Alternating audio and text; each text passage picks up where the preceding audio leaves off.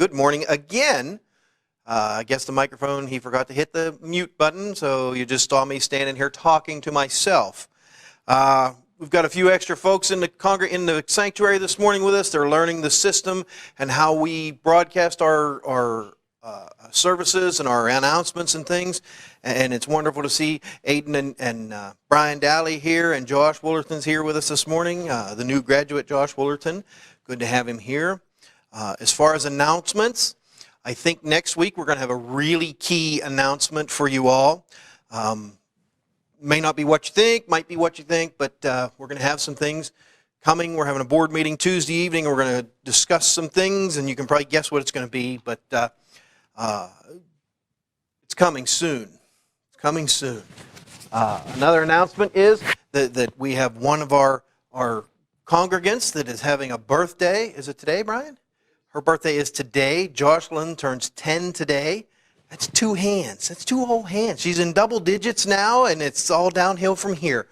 So happy birthday to you, Jocelyn. Hope you get lots of cards and ice cream and wonderful good hamburgers for your birthday, if you eat hamburgers or whatever. You know, deviled eggs would be a great birthday treat.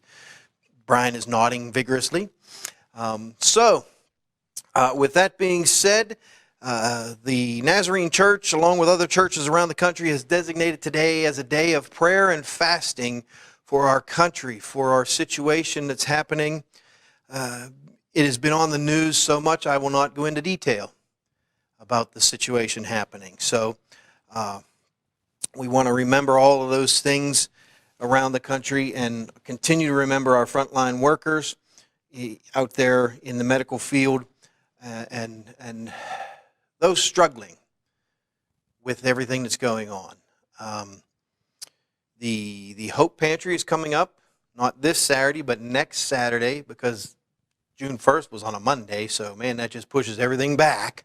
So it'll be very late food pantry this month. So we're still not sure what we're doing for that yet. It might still be a drive-in, probably going to be a drive-in, getting a good nod there. So going to still be a drive-in, but we will distribute food to those that need it. With all that being said, it's good for you to be here this morning. I'm glad you could make it.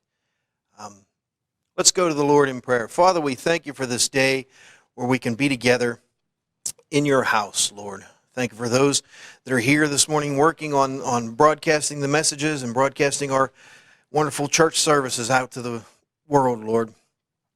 We think this day of peace, Father. We ask for a peace to settle across our country. We ask for a healing to settle across our country, Lord. Most of all, I think this morning I want to pray for a revival of hearts, Lord. And Lord, if it has to be, let that revival start with me. Let me be the catalyst for the revival to start. Let it start with this congregation. Let it start with this town. Let it start with this county. Lord, let that spread like wildfire. That the love of Jesus transcends everything else. Lord, be with all that are affected by this quarantine, this isolation. Those that are struggling with being alone, those that are struggling with employment, Father. The jobs will come, Lord, and we'll praise your holy name for them. We'll soon be back together again, Father, and we'll praise your holy name for that. Father, we ask you continue to be with our frontline workers, those that are involved in the healthcare field, those that are involved in EMS service, those that are involved with police service, Father. The firemen out there, Lord. Keep them all safe. Father, you died for all of us. You sent your Son for each and every one of us, no matter of skin color, no matter of religion, no matter of nationality, Lord. Jesus died for all. And we praise and glorify your name for that this morning. Help us, Father, to live up to that sacrifice. Help us, Lord, to be your hands, your feet, your eyes, and your heart. All of these things we ask in the precious name of our Lord and our Savior, Jesus Christ. Amen. The call to worship this morning, as I was reading my daily devotions yesterday or the day before, I don't remember which, because I do it every day, so they all blend together.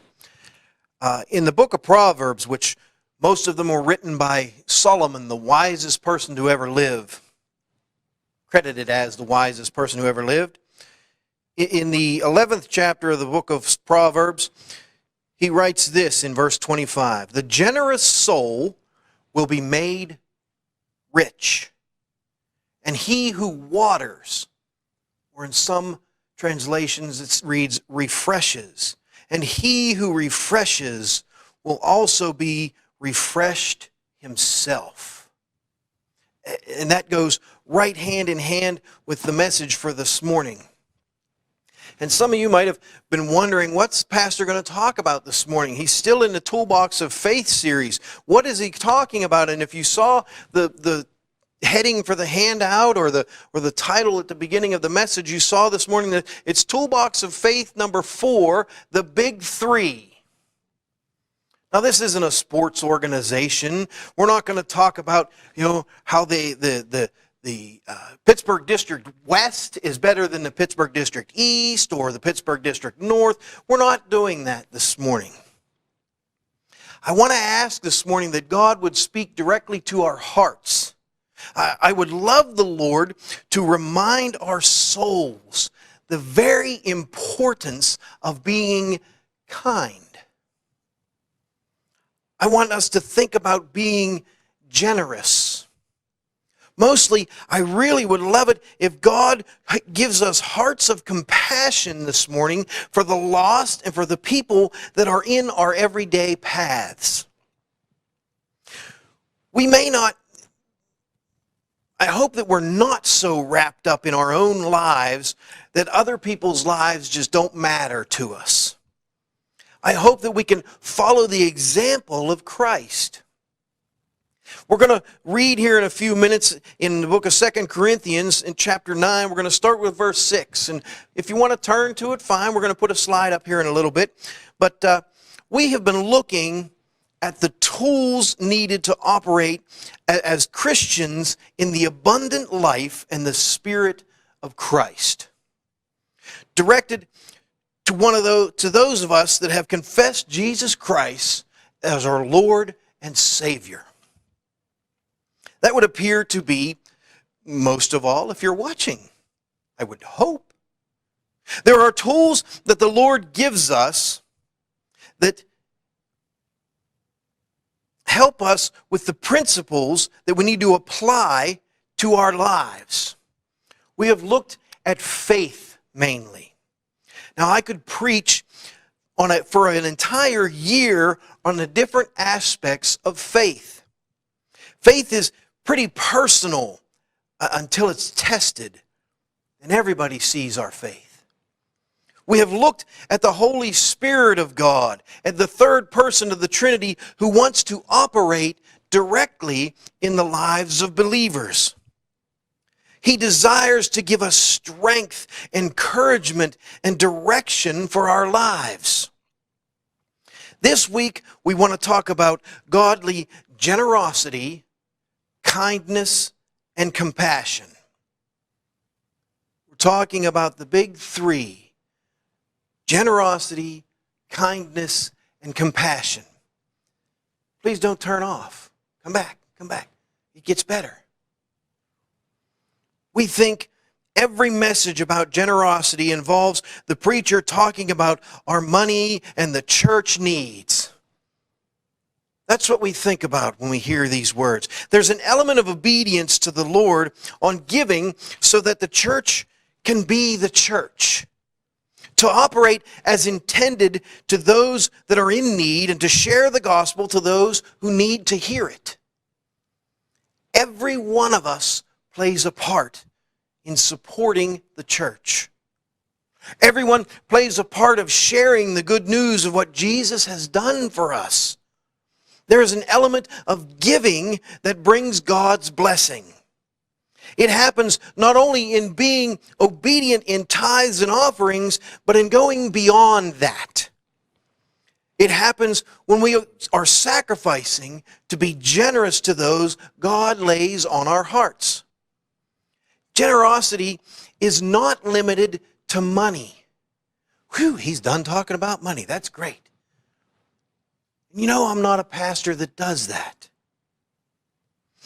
It's not limited to money, and it's especially not limited to your excess money. Your generosity does not begin in your abundance. It begins in your faithfulness and love to God and the love of others. Let me repeat that. Generosity begins in your faithfulness and love to God and the love of others.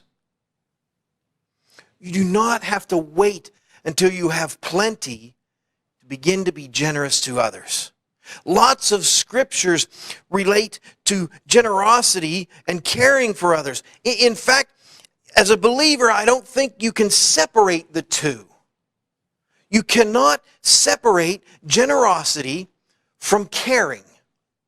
You cannot separate compassionate heart from your resources.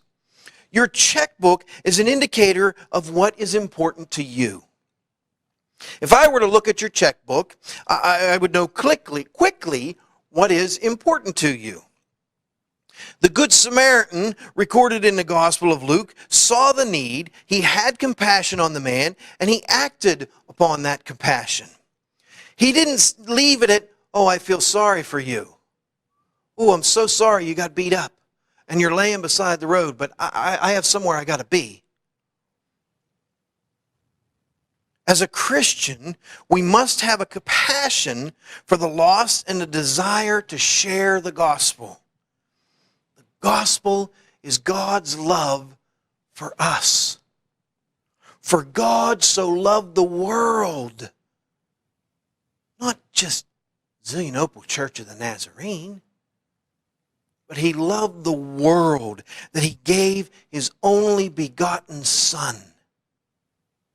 that whoever believes in him shall not perish, but have everlasting life.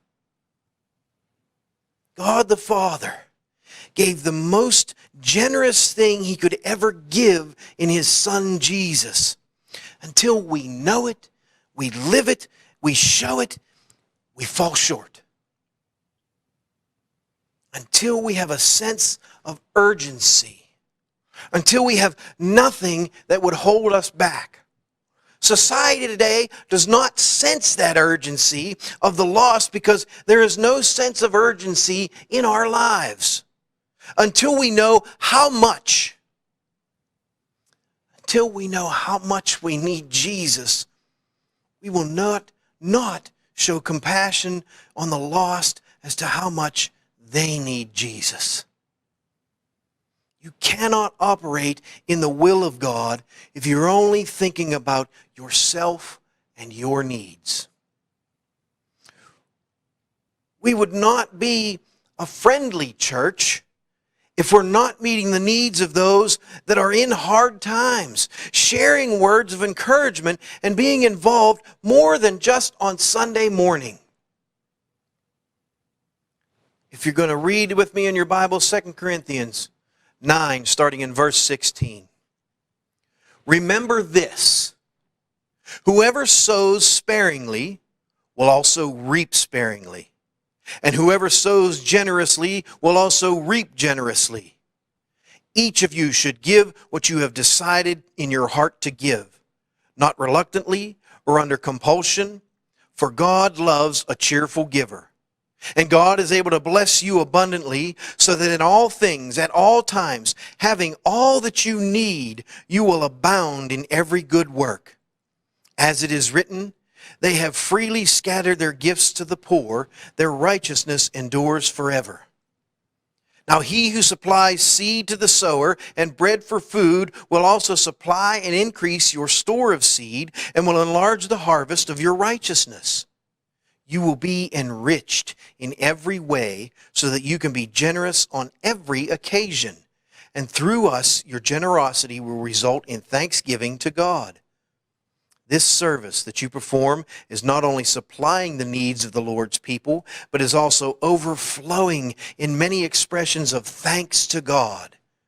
Because of the service by which you have proved yourselves, others will praise God for the obedience that accompanies your confession of the gospel of Christ, and for your generosity in sharing with them and with everyone else. And in their prayers for you, their hearts will go out to you because of the surpassing grace God has given you. Thanks be to God for his incredible gift. May the Lord multiply the blessings of the reading of his word. We have all heard that phrase, that axiom, that parable, if you will, that's part of these verses. God loves a cheerful giver. What that means is simply, if you are giving only because you feel you have to, you will miss some of the blessing for giving. When is the last time that you said amen because the ushers were coming for morning tithes and offerings? When have you considered it a privilege to give back a portion of what God has given you? Because we have a God that loves us, we get to live on 90% of his blessings and give back 10% to build his church. That's the simple math. The government wants more than 20% of what we have. It does not come with God's blessing. If you're only giving from your abundance, you miss the blessings that come from sacrifice. If you're only giving from your abundance, you miss the blessings that come from sacrifice. As believers, we need to learn the lesson that we cannot outgive God. He always has a bigger shovel of blessings. It's not always in the form of money. I believe these prosperity preachers that say, you give and God doubles or triples your money, they're taking things out of context drastically. I believe that in your giving, you will be blessed. That part is absolutely scriptural. Well, it's a good thing you believe it then, Pastor, isn't it? It is. Just how he chooses to do it is at the Lord's discretion. Look again with the last few verses of our scripture, starting in verse 12. This service that you perform is not only supplying the needs of the Lord's people, but is also overflowing in many expressions of thanks to God. We thank God by our giving. Because of the service by which you have proved yourselves, others will praise God for the obedience that accompanies your confession of the gospel of Christ and for your generosity in sharing with them and with everyone else. Others will praise God because they received. And in their prayers for you, their hearts will go out to you because of the surpassing grace God has given you. Grace brings grace. Giving brings blessings. Thanks be to God for his indescribable gift. I can't describe the feeling you get when someone gets blessed by your giving. Generosity and godly generosity are two different things. Kindness and godly kindness are also two different things. And guess what? Love and godly love are two different things. See the trend there I got? I can do math. Generosity by definition is the quality of being kind, giving your attention, time, abilities, money, and compassion freely to others. Examples of being generous could be giving a beggar $1 as you walk down the street, never desiring to see him or her again, finding out why she or he is begging in the first place and seeing if there's something else you could do. An example of kindness is sending a card when you know someone is going through a hard time, being an encourager, following up that card with a visit to make yourself available to help as a servant in any way needed. And an example of compassion is physically loving someone. And as long as both are participants, you're happy. As long as it was good, you expressed your love. Loving someone through surgery, through terminal life situations, through Alzheimer's, through special needs, through urgent care that goes outside of your normal and puts you on the giving end instead of the receiving end. Verse 13 of our passage this morning, because of the service by which you have proved yourselves, others will praise God for the obedience that accomplishes your confession of the gospel. The Apostle Paul encourages generosity to be an act of worship back to God.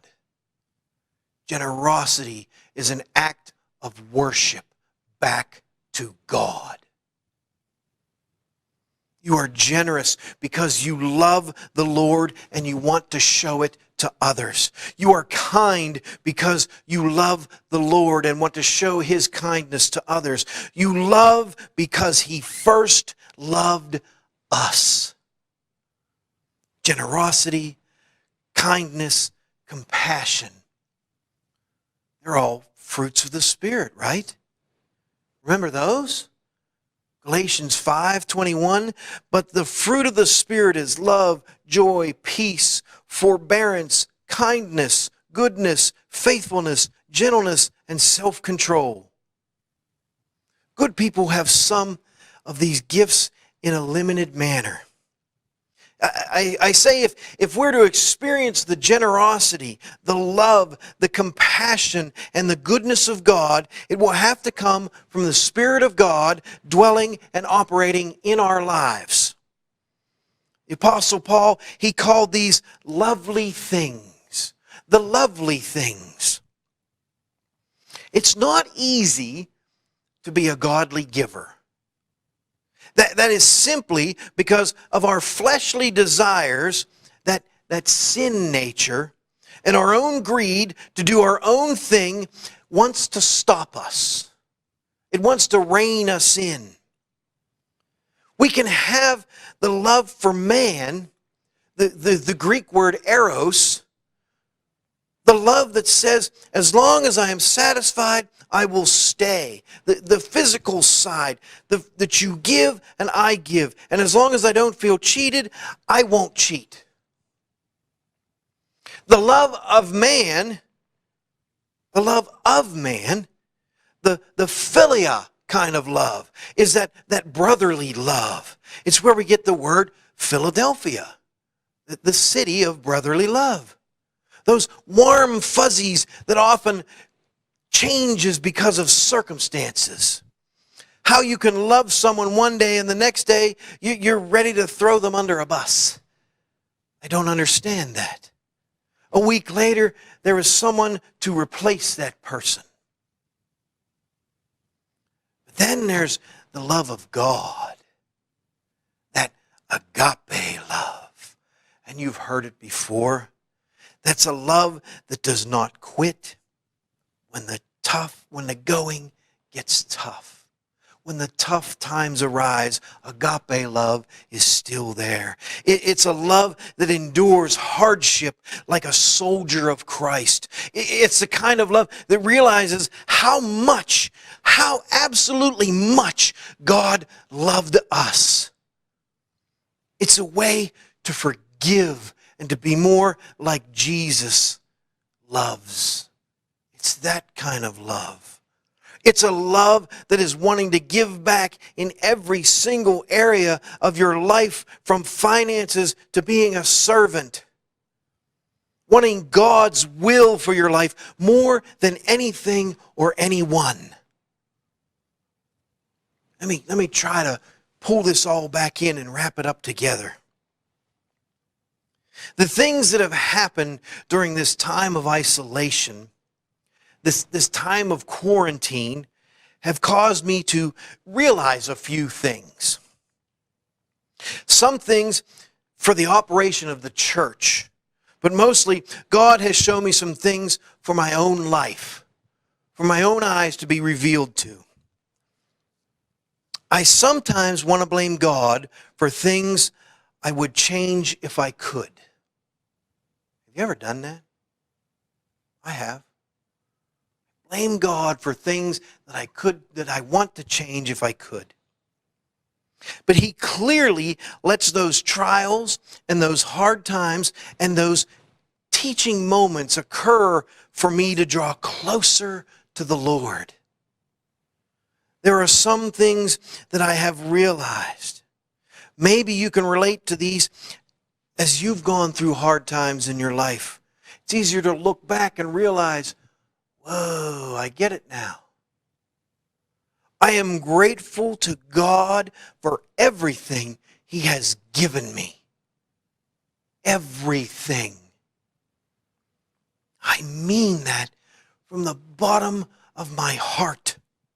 There is nothing that I would not do for my family. How much more does your Heavenly Father feel about us? Every moment is precious, and time is moving faster than I'm able to hang on to the calendar. Every note, every conversation that I've had during this crisis means the world to me. The calls I've made to some of you, the some of you that have made calls to me, that brightens my day. We need each other.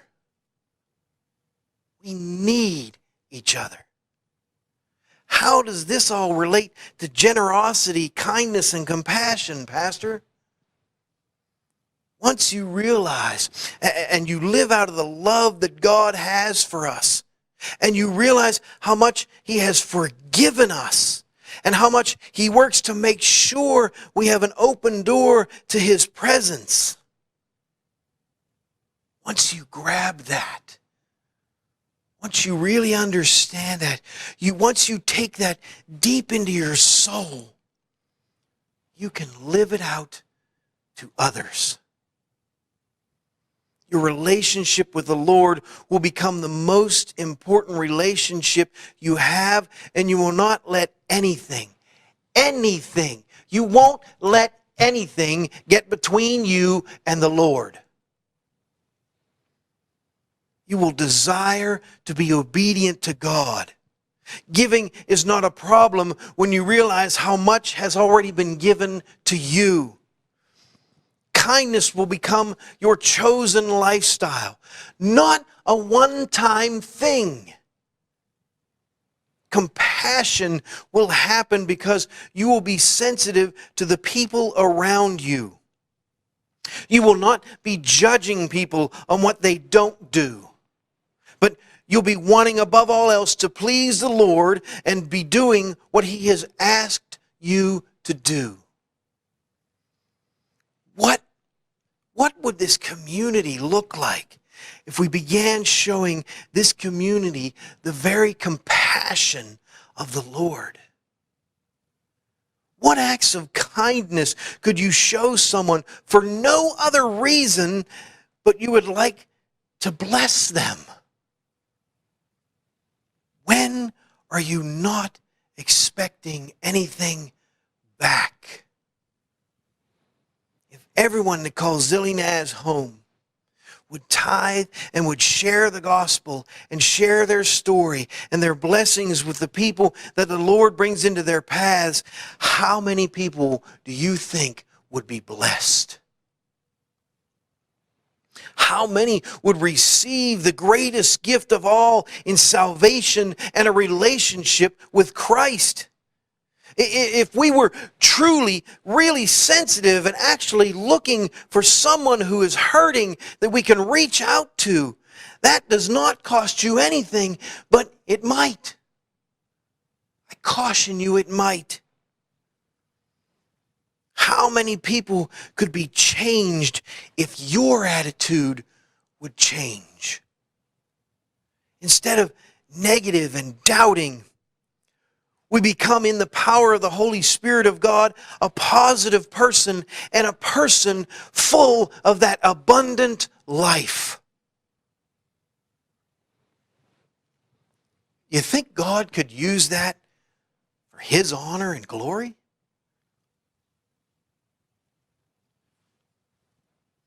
Generosity, kindness, and compassion. All of them are a heart issue. It all becomes easier when our heart is right with the Lord. Generosity is not how much you have in your bank account. It's about what you have in your heart. W.S. Plummer wrote, "He who is not liberal with what he has does deceive himself when he thinks he would be liberal if he had more. If we would not give from our little, we would not give out of our much." Generosity is a characteristic of a person who is a disciple of Christ. I challenge you to choose this day, and from this day forward, to put on the helmet of hope before we walk out of the door every morning. And I know the helmet is the helmet of salvation. I understand that. I challenge you to choose to have a positive attitude and not a negative one. I challenge you to answer hardship with, God has this, and so do I, because He has me. I challenge you to go and do things others won't do, because God will make a way where there seems to be no way. I challenge you this morning to be thankful for today, because in one moment, in one instant, your entire life could change. Some people are playing hide and seek with Jesus. One day he will say, ready or not, here I come. I want to be ready on that day. And I want to be found faithful on that day. Presence matters most. God's presence in my life, in your life, in the lives of your neighbors, in the lives of the people down the street that play their music really loud at midnight, in the lives of the leaders we have as our representatives, as our state leaders, as our country leaders. Because of what I will bless, because of that presence that's in my life, I will bless someone every day somehow. You know, it only takes a second to tell that girl at the checkout line, hey, you're doing a good job. And sometimes the computer won't answer you, but when you do get a person at the checkout line, tell them, you're doing a good job. With all this going on and all the flustered and the confusion and everything that's happening, that person that you hold the door for, hey, have a nice day. It might be the words they're looking for. The presence of God in your life. To be positive and not negative. I said that some people are playing hide and seek with Jesus. I don't want anybody that I know to be invisible. I don't want anybody that I cross paths with to be invisible. Every life matters to me. Is that your prayer this morning?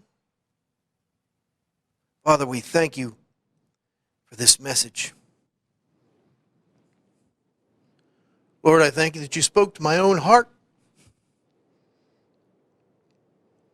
Father, I hope there are others out there that heard this and are moved to compassion, to kindness, and to generosity in ways that they've never experienced before. Father, forgive us for those omissions that we do in our lives. Put our feet on the path where you would have us to go. Light the way for us, Lord. Help us to not turn to the left or to the right, but walk the straight and narrow path to you. All of these things we ask in the name of our Father, through Jesus, his Son, and the Spirit which dwells in us. Amen. Amen.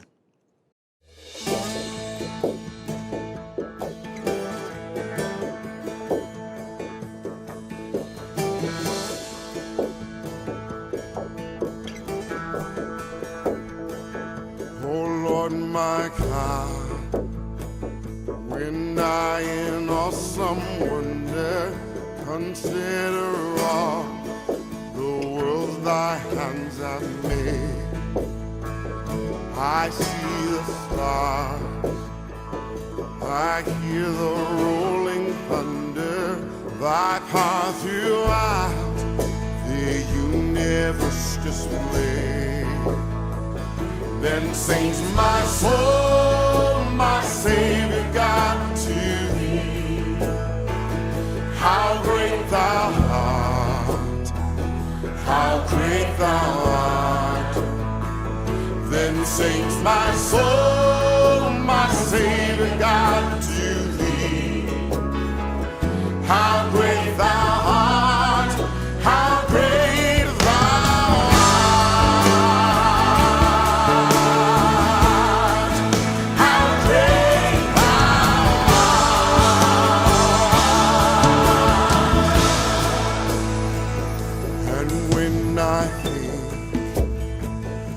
that God his son not sparing sent him to die.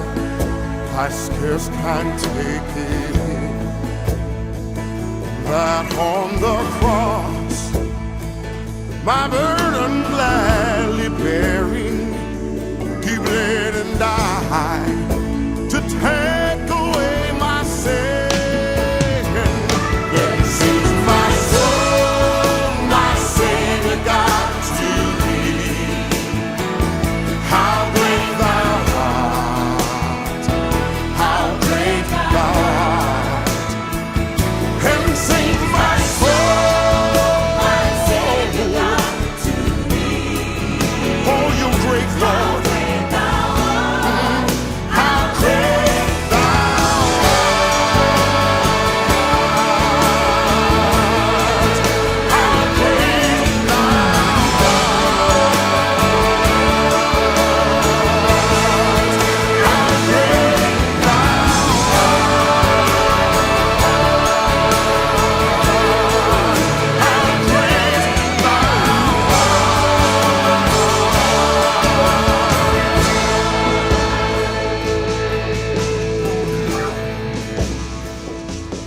Christ shall come with shout of acclamation and take me home.